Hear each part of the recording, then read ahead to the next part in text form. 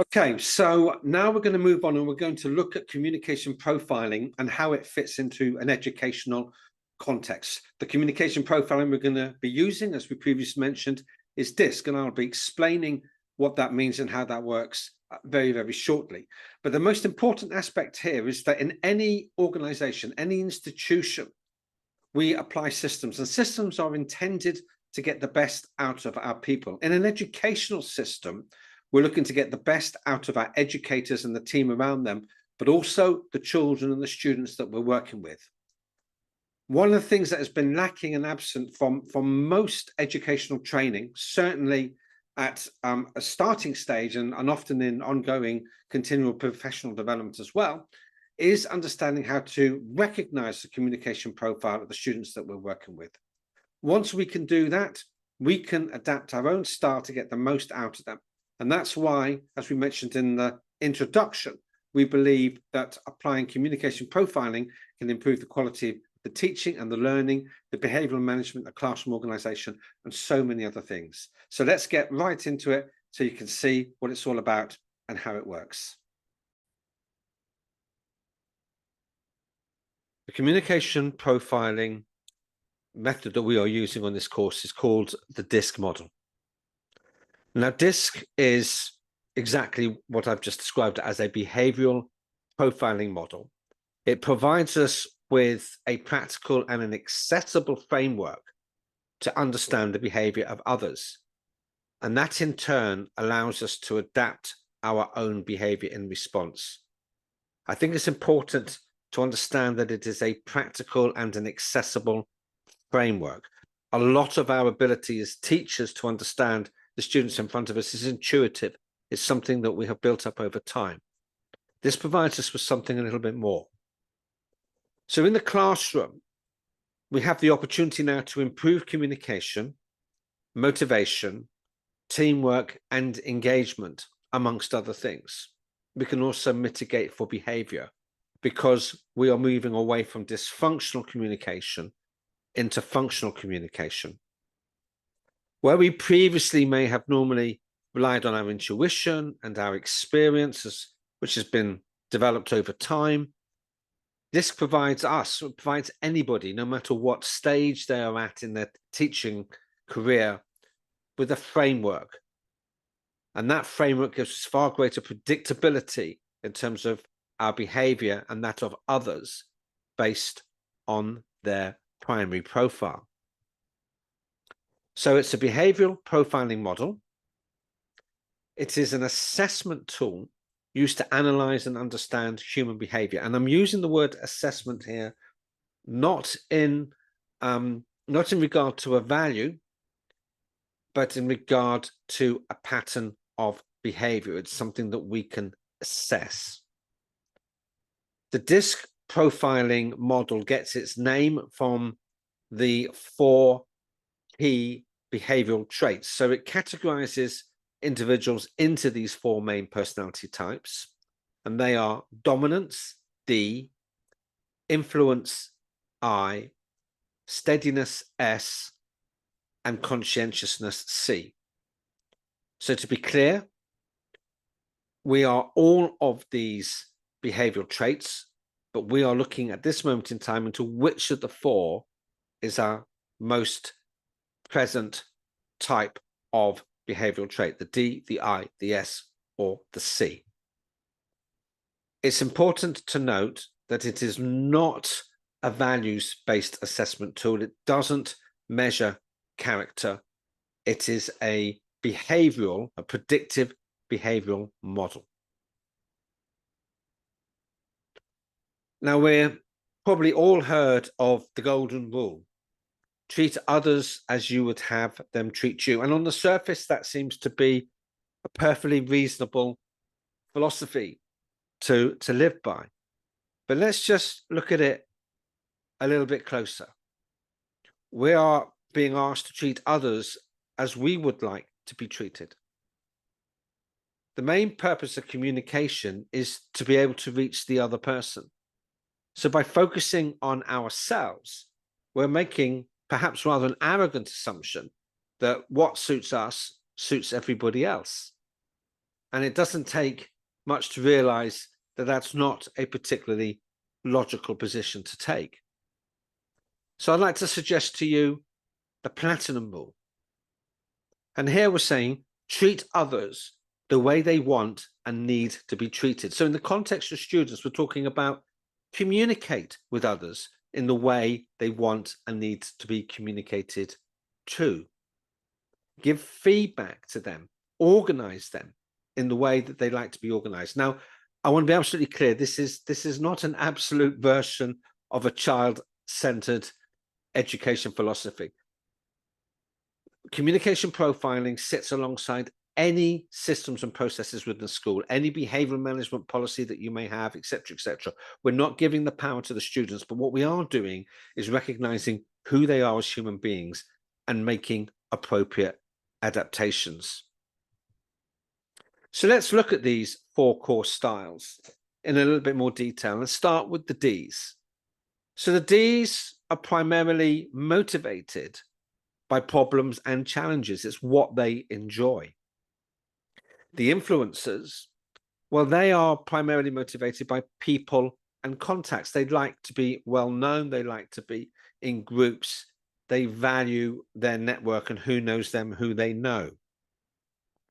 The steadies, well, they're concerned about pace and consistency. They like things to be steady and they like consistency in the way things are done. And the conscientious are primarily motivated, pay close attention to procedures and constraints.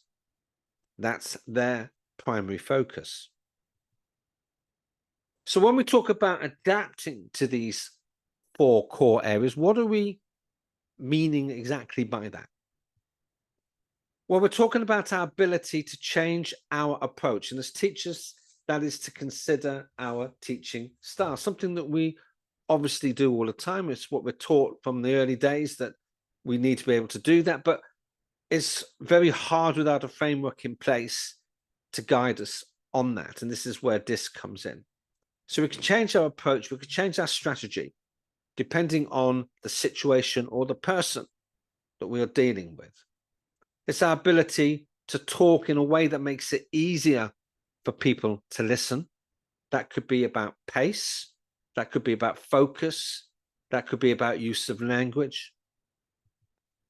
And it's about our ability to present information in ways that various listeners best understand, in this case, according to their main profile. And this is the platinum rule.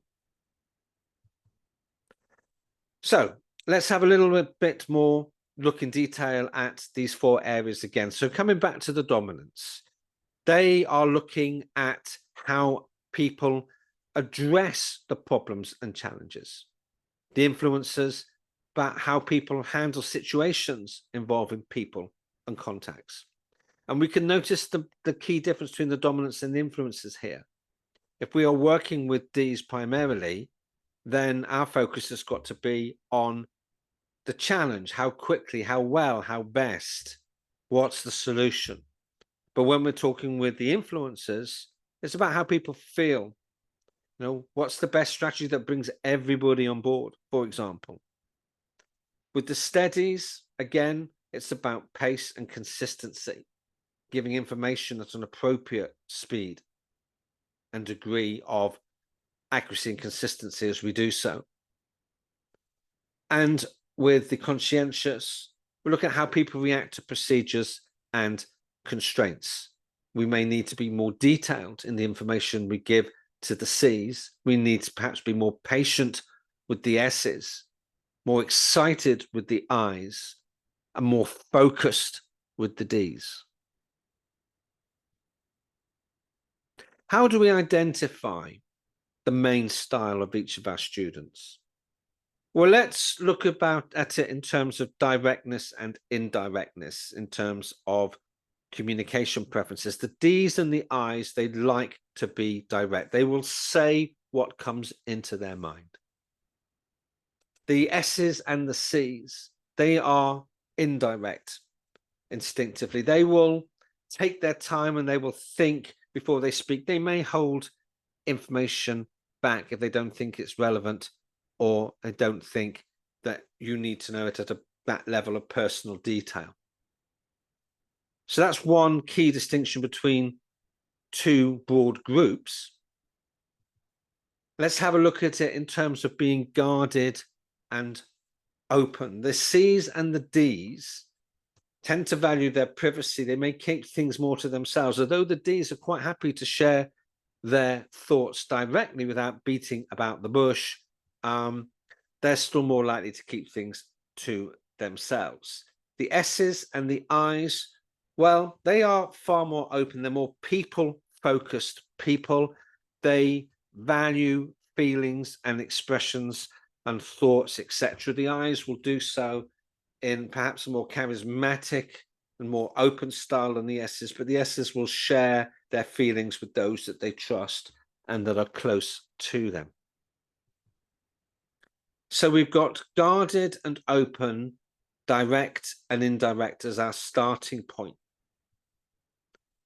Let's look at how we may set our pace and our priorities. So the D's and the I's like to do things at speed, although the D's are task focused and the I's are people focused.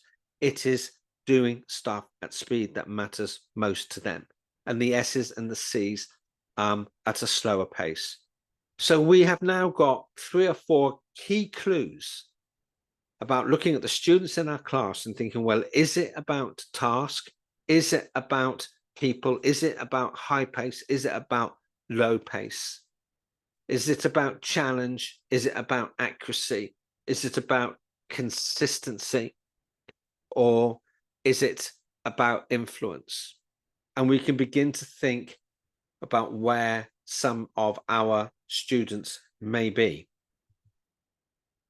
So let's think a little bit more about some of the students that we teach. And I'd like you to reflect perhaps on one particular class or one small group of people that you're working with. And think about some of the individuals and ask yourself, are they the D's? Are they risk takers? Are they forceful, self-reliant? Are they direct, decisive, and competitive? It's a good indicator that that's their primary focus. Now, they may have other areas in their profile, but if that's their most obvious traits, then they're D's primarily. That's the highest rating. The influencers, well, trusting, sociable, friendly, optimistic, and enthusiastic. You'll know those students in your class. The quiet ones, they're going to be S's or C's, but if they're a calming influence, if they're consistent, relaxed, and patient, then they're more likely to be S's.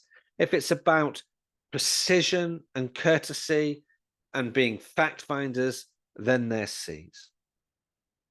So take a moment to reflect on some of your students.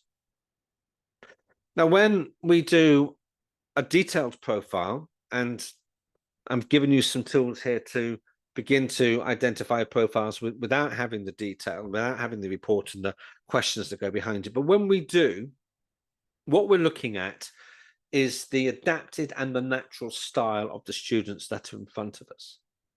And what you can see from these two graphs is that we all have an element of all of the 4 key areas. Now, the adapted style, that's more likely to be the person you see in the classroom. The natural style is the student at home, where they're comfortable in their own skin. And sometimes those profiles can be very similar. Sometimes they can be quite different. In an educational sector, in an educational setting, it could be a little bit more confused because there may be certain elements of school and aspects of school where the natural style perhaps comes more to the fore. Maybe it is outside of lessons, or in certain types of lessons, maybe more creative. And that's something to think about. But primarily, we're concerned with the adapted style. So we also have some adjectives, some further adjectives to look at this individual. Now, this individual is not clearly either a C or a D. And this is where we begin to understand that there are actually 16 main types. This individual is identified as a CD, which means the C is more dominant over the D. Now, according to the graph, that's not immediately apparent because they seem to be on the same level. But actually, in terms of the number that sits behind it, the rating that goes into this, then C has come out as a slightly higher score. So a CD has different attributes to a DC. A CD will put people above success marginally, and a DC would put the success, the outcome, the winning marginally over people. So let's summarize some of these key points. DISC is an interpretive framework for human behavior. It enables us to categorize people in terms of their preferred behavioral and communication style. It looks at pace and priority, guardedness and openness, directness and indirectness. It enables us to adapt to others, bearing in mind the platinum rule. And in the classroom, this allows us to look at behavioral management and look at the motivators and the communication preferences of our students. And it's important to note that this is not an evaluation of a personality or of their intellect or anything of that nature. This is purely a measure of behavioral style and preference.